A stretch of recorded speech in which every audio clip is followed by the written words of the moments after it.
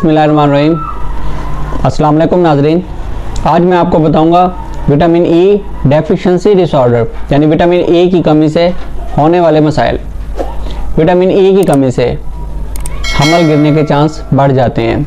Vitamin E की कमी से माहवारी के मुख्तलिफ अमराज पैदा होते हैं। विटामिन ई की कमी से बाल कमज़ोर हो जाते हैं और गिरना और टूटना शुरू हो जाते हैं। विटामिन ई की कमी से दूध पिलाने वाली औरतों में दूध कम हो जाता है। अब मैं आपको बताऊंगा विटामिन ई से भरपूर ग़िज़ाएँ।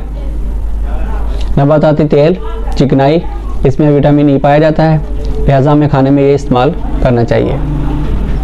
गोश्त, इसमें भी विटामिन ई पाया जाता है, हमें हफ्ते में एक बार ज़रूर गोश्त खाना चाहिए। अंडे, ये भी विटामिन ई से भरपूर है, हमें रोज़ाना का एक अंडा ज़रूर खाना चाहिए। दालें, ये भी विटामिन ई से भरपूर है, हमें खाने में एक टाइम ज़रूर दाल का इस्तेमाल करना चाहिए।